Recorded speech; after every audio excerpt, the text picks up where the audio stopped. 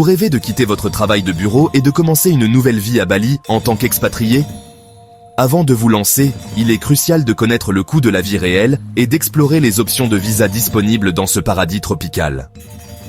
Dans cette vidéo, nous allons explorer les tenants et les aboutissants de la vie d'expatrié à Bali, en couvrant tout, du coût du logement et de la nourriture au transport, aux soins de santé et un aperçu détaillé des options de visa, des frais et des procédures. Préparez-vous à une analyse réaliste de ce qu'il faut vraiment pour vivre confortablement à Bali, et si c'est vraiment le havre abordable dont vous rêvez. Que vous soyez un nomade numérique, un retraité ou simplement à la recherche d'un changement de rythme, cette vidéo est votre guide ultime pour comprendre le coût de la vie à Bali. Alors, installez-vous confortablement et explorons ensemble le coût de la vie réelle à Bali en tant qu'expatrié. Commençons par décomposer le coût de la vie à Bali. Si vous prévoyez de déménager, avoir un budget clair est crucial. Voici un aperçu des dépenses mensuelles typiques pour vous aider à établir des attentes réalistes. Logement. Un appartement d'une chambre dans des quartiers populaires comme Canggu, Seminyak ou Ubud coûte entre 10 et 15 millions de roupies indonésiennes, environ 650 à 1000 dollars américains par mois. Pour les propriétés plus grandes dans des emplacements premium, attendez-vous à payer entre 20 et 30 millions de roupies, environ 1300 à 2000 dollars américains. Un autre choix courant pour les nomades numériques est la location d'une villa. Cependant, cette option nécessite généralement un revenu plus élevé ou le partage du loyer avec des colocataires pour la rendre plus abordable. Charges et Internet. Vos coûts de services publics, y compris l'électricité et l'eau, dépendent de l'utilisation. Si vous utilisez fréquemment la climatisation, prévoyez environ 800 000 à 1,5 million de roupies, environ 50 à 100 dollars américains, par mois. Un accès Internet fiable pour le travail à distance varie de 300 000 à 600 000 roupies, environ 20 à 40 dollars américains par mois. Transport. La plupart des expatriés utilisent des scooters pour se déplacer. Les coûts de location variant de 1 200 000 à 2 millions de roupies, 70 à 125 dollars américains par mois. Pour ceux qui prévoient un séjour plus long, l'achat d'un scooter est une autre option. Les modèles économiques coûtent généralement entre 11 millions et 22 millions de roupies, 700 à 1400 dollars américains. Si vous préférez un scooter de meilleure qualité, attendez-vous à payer entre 33 millions et 44 millions de roupies, 2100 à 2800 dollars américains, ou plus. Nourriture et restaurants. Les coûts des repas peuvent varier considérablement en fonction de vos préférences. Les repas dans les warung locaux sont économiques, coûtant entre 20 et 50 000 roupies, 1,30 $ à 3,30 $ américains, par repas. En revanche, les repas dans les restaurants de milieu de gamme coûtent environ 100 à 200 000 roupies, 7 à 13 dollars américains, par repas. Les dépenses mensuelles d'épicerie se situent généralement entre 2 400 000 et 4 800 000 roupies, 150 à 300 dollars américains. Soins de santé. Les soins de santé à Bali sont accessibles. Les consultations en clinique coûtant entre 300 000 et 500 000 roupies, environ 20 à 35 dollars américains. Divertissement et style de vie. Bali offre de nombreuses options de divertissement. Les abonnements aux salles de sport varient de 300 000 à 600 000 roupies, 20 à 40 dollars américains par mois.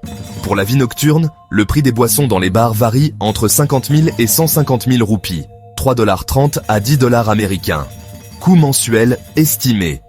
Pour une personne seule, les dépenses mensuelles estimées sont d'environ 850 dollars américains ou environ 13 millions et demi de roupies, hors loyer. Prochaines étapes. Maintenant que vous avez une idée claire du coût de la vie à Bali, la question suivante est de savoir comment y séjourner légalement. Bali propose différents visas adaptés à différents besoins, des nomades numériques et des voyageurs d'affaires aux retraités. Examinons les options. Visa à l'arrivée, VOA. Parfait pour les courts séjours. Que vous envisagiez de rester à court terme ou de vous installer, Bali a des options de visa pour vous. Chaque type a ses propres exigences, alors passons-les en revue pour vous aider à trouver celle qui vous convient le mieux. Commençons par le visa à l'arrivée, VOA, une option pratique pour les courts séjours en Indonésie, y compris à Bali. Le VOA, visa en arrival, est disponible pour la plupart des nationalités et permet un séjour de 30 jours pour des activités telles que le tourisme, la visite d'amis ou de famille et la participation à des réunions, des congrès et des expositions. Vous pouvez l'obtenir à l'aéroport à votre arrivée en Indonésie pour environ 500 000 roupies indonésiennes, environ 35 $ américains, payable en espèces ou par carte. Cependant, pour une expérience plus fluide et pour éviter les files d'attente à l'aéroport, pensez à postuler en ligne via le portail de demande e-Visa. Postuler en ligne vous permet de soumettre vos informations, de télécharger les documents requis, page de données biographiques du passeport avec au moins 6 mois de validité, photo d'identité et billet de retour ou de continuation, et d'effectuer le paiement par carte de crédit. Une fois votre demande traitée, vous recevrez un lien pour télécharger votre e-Visa, qui sera également envoyé à votre adresse e-mail. D'après notre expérience, le processus est transparent. En remplissant soigneusement le formulaire en ligne et en soumettant les documents et la photo requis, l'approbation est généralement immédiate après le paiement des frais. Le visa de visiteur est valable 90 jours à compter de la date de délivrance. Cependant, cette validité est distincte de la durée de votre séjour autorisé. Avec ce visa, vous pouvez entrer et séjourner en Indonésie sans passer de temps supplémentaire à l'aéroport, ni rencontrer un agent d'immigration pour un tampon, ce qui rend le processus beaucoup plus pratique. Une fois arrivé en Indonésie, le visa permet un séjour de 30 jours. Pour des séjours plus longs, vous pouvez le prolonger une fois de 30 jours supplémentaires en vous connectant à evisa.imigrazi.go.id en cliquant sur le bouton « Prolonger » et en suivant les invites. Bien que les agents d'immigration puissent vérifier votre visa électroniquement au port, il est sage d'en avoir une copie numérique ou imprimée en cas de problème de système. N'oubliez pas que, comme pour tous les visas, les agents d'immigration ont le pouvoir de refuser l'entrée à leur discrétion, même avec un VOA valide. Ensuite, le visa touristique C1. Ce visa est parfait pour les voyageurs qui prévoient de rester jusqu'à 60 jours à Bali, avec des options de prolongation si vous souhaitez un séjour plus long. Pour un montant d'environ 1 500 000 roupies indonésiennes, soit environ 95 $ américains, le visa C1 vous permet de découvrir la culture et les paysages époustouflants de l'Indonésie. Vous pouvez prolonger ce visa 2 fois, chacune pour 60 jours supplémentaires, ce qui vous laisse amplement le temps de profiter au maximum de votre voyage. Le visa C1 est idéal si vous rendez visite à votre famille, explorez en tant que touriste ou assistez à des congrès. Cependant, il ne permet aucune activité lucrative, telle que la vente de services ou la prise de parole lors d'événements payants. Pour postuler, vous aurez besoin d'un passeport valable au moins 6 mois, d'un relevé bancaire récent indiquant un solde minimum de 2 000 $ américains au cours des 3 derniers mois et d'une photo d'identité. Assurez-vous d'utiliser le visa dans les 90 jours suivant sa délivrance pour éviter tout problème. Comme il s'agit d'un visa à entrée unique, si le titulaire du visa quitte l'Indonésie avant son expiration, il devra obtenir un nouveau visa pour rentrer dans le pays. Parlons maintenant du visa E33G pour travailleurs à distance, également connu sous le nom de KITAS. Il s'agit de l'option idéale pour les nomades numériques qui souhaitent vivre en Indonésie tout en travaillant à distance pour une entreprise basée en dehors de l'Indonésie. Il est important de noter que le E33G ne convient pas aux indépendants ou aux travailleurs autonomes. Il est spécifiquement destiné aux personnes officiellement employées par des entreprises internationales. Le visa E33G vous permet de travailler pour un employeur non indonésien sans avoir à payer d'impôts indonésiens, ce qui le rend idéal pour les professionnels à distance qui cherchent à profiter d'une année au paradis. Cependant, il s'agit d'un visa à entrée unique. Donc, si vous quittez le pays, vous devrez présenter une nouvelle demande pour rentrer. Ce visa coûte jusqu'à 15 millions de roupies, soit environ 945 $ américains, s'il est traité par une agence, et comprend plusieurs exigences importantes. Les candidats doivent fournir un passeport valable au moins 6 mois à compter de la date d'arrivée, un relevé bancaire prouvant un revenu mensuel d'au moins 2 000 $ américains au cours des 3 derniers mois, une photographie couleur récente, un CV et un contrat de travail qui indique un salaire d'au moins 60 000 $ par an d'une entreprise non indonésienne. De plus, le visa doit être utilisé dans les 90 jours suivant sa délivrance. Lorsque vous recevez le visa E33G, vous recevez également un KITAS, qui signifie Kartu Izin Tinggal Terbatas, ou permis de séjour temporaire. Cela ouvre les portes à des avantages supplémentaires, comme la possibilité d'obtenir un permis de conduire local, d'acheter des véhicules, d'accéder à une assurance locale et même d'ouvrir un compte bancaire indonésien. Même si le 33G et le KITAS sont techniquement distincts, ils sont délivrés ensemble dans le cadre du même processus de demande, ce qui permet aux nomades numériques de s'installer facilement dans la vie indonésienne. Ensuite, les voyageurs d'affaires disposent également d'excellentes options de visa en Indonésie. Le visa d'affaires C2 à entrée unique permet 60 jours d'activité commerciale telles que des réunions et des négociations de contrats. Pour un coût de 2 millions de roupies, soit environ 130 $, il est idéal pour les besoins commerciaux à court terme. Cependant, ce visa ne permet pas l'emploi continu, la supervision de la production ou la vente de biens. Pour ceux qui ont des plans d'affaires plus longs, le visa d'affaires D2 à entrée multiple offre plus de flexibilité, permettant des séjours de 60 jours par entrée sur une période d'1, 2 ou même 5 ans. Le visa D2 de 5 ans, par exemple, coûte 10 millions de roupies, soit environ 640 $ américains, et est parfait pour les cadres et les investisseurs qui voyagent fréquemment pour affaires. Pour postuler, les candidats ont besoin d'une preuve d'un solde bancaire minimum de 2 000 $, d'une photo récente, d'une invitation ou d'une correspondance d'une entreprise et d'un itinéraire de voyage. Le visa touristique D1 à entrée multiple en Indonésie offre des options pour 1, 2 ou 5 ans, chacune permettant des séjours jusqu'à 60 jours par entrée. Les coûts sont d'environ 3 millions de roupies indonésiennes, 190 $ américains, pour un visa d'1 an, 6 millions de roupies indonésiennes, 380 $ américains, pour 2 ans et 15 millions de roupies indonésiennes, 960 $ américains, pour 5 ans. Ce visa permet le tourisme, les visites familiales et la participation à des congrès ou des expositions, mais interdit l'emploi ou la vente de biens et de services.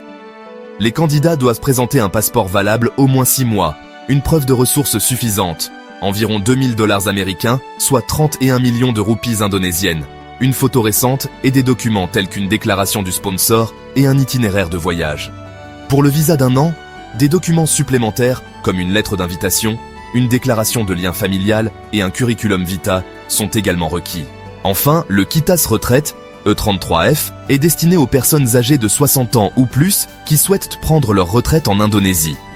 Pour être éligibles, les candidats doivent démontrer un revenu stable, généralement d'au moins 3 000 $ américains par mois, par le biais de relevés bancaires ou de fonds de pension. De plus, les retraités doivent avoir une assurance maladie valide qui les couvre en Indonésie et fournir une preuve d'hébergement, que ce soit par la possession d'un bien immobilier ou la location à long terme. Lors de votre candidature, vous devrez soumettre plusieurs documents clés, notamment un passeport valable au moins 6 mois, une photographie d'identité récente et une preuve de revenus.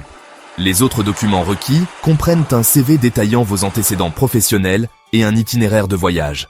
Vous devrez également soumettre des relevés bancaires indiquant au moins 2 000 $ américains sur votre compte au cours des 3 derniers mois. Ces documents sont généralement soumis par l'intermédiaire d'une agence de visa agréée, qui agit en tant que votre sponsor pendant le processus de demande. Une fois tous les documents requis soumis, vous recevrez un VITAS, visa pour séjour temporaire, qui vous permet d'entrer en Indonésie. Après votre arrivée, vous devez vous inscrire auprès du bureau d'immigration indonésien, où vous soumettrez les documents originaux, vous soumettrez à la prise d'empreinte digitale et vous prendrez votre photo. Ceci est nécessaire pour obtenir le KITAS, qui vous permet de rester en Indonésie jusqu'à 1 an. Ce visa peut être renouvelé annuellement jusqu'à 5 ans, après quoi vous pourriez être éligible à un KITAP, permis de séjour permanent. Le KITAS retraite coûte généralement environ 13 millions de roupies indonésiennes, environ 820 $ américains, bien que des frais supplémentaires puissent s'appliquer si vous choisissez de faire appel à un agent de visa. Le traitement prend généralement de 10 à 12 jours ouvrables, hors week-end et jours fériés. Une fois approuvé, le visa vous permet de résider en Indonésie jusqu'à 1 an, avec la possibilité d'entrer et de sortir du pays pendant cette période. Avec le bon visa en place, vous serez prêt pour la vie sur l'île. Mais s'adapter à une nouvelle culture et à un nouveau style de vie peut prendre du temps. Notre prochaine section partagera des conseils précieux pour s'intégrer à la culture balinaise et tirer le meilleur parti de votre expérience. Bali est plus qu'un simple endroit où vivre. C'est un style de vie. Adopter les coutumes balinaises et connaître les meilleurs quartiers où vivre peut grandement améliorer votre expérience. Voici quelques conseils essentiels pour s'adapter à la culture, construire votre cercle social et trouver le bon quartier pour vous. Étiquette culturelle. Comprendre la culture balinaise est essentiel. Respecter les coutumes, comme s'habiller modestement dans les temples et observer le silence pendant les vacances de Nyepi, contribuera grandement à votre intégration. Apprenez les phrases de base en bahasa indonésien. Les habitants l'apprécient et cela facilite la vie quotidienne. Choisir où vivre. Chaque région de Bali offre un style de vie unique. Canggu, parfait pour les nomades numériques et les surfeurs, connu pour son ambiance de plage et sa scène sociale. Ubud, idéal pour une vie paisible axée sur le bien-être en pleine nature. Seminyak, haut de gamme, avec des restaurants branchés, des boutiques et une atmosphère plus animée. Conseil de transport. Les scooters sont le choix le plus pratique, mais soyez prudents, la circulation peut être intense. Conduisez prudemment et portez toujours un casque. Les applications de covoiturage comme Gojek et Grab sont largement utilisées si vous préférez ne pas conduire. Vie sociale et réseautage. Bali a une communauté d'expatriés florissante avec de nombreuses opportunités de réseautage. Rejoignez des espaces de coworking comme Outpost ou Dojo Bali où vous trouverez d'autres travailleurs à distance. Les groupes Facebook et les rencontres d'expatriés sont également parfaits pour élargir votre cercle social. Santé et bien-être. Rester en bonne santé à Bali est facile grâce à l'accès à des salles de sport, des studios de yoga et des centres de bien-être de qualité. Des cliniques et des hôpitaux anglophones comme le BIMC sont disponibles pour les soins de santé, ce qui facilite l'obtention d'une aide médicale en cas de besoin. Vivre à Bali offre un incroyable mélange d'aventure, de culture et de communauté. Que vous soyez ici pour quelques mois ou quelques années, cette île a quelque chose à offrir à chacun. Nous espérons que ce guide vous a donné les informations nécessaires pour que votre déménagement se déroule le mieux possible. Merci d'avoir regardé. N'hésitez pas à explorer nos autres vidéos pour plus d'informations sur la vie d'expatriés en Asie du Sud-Est.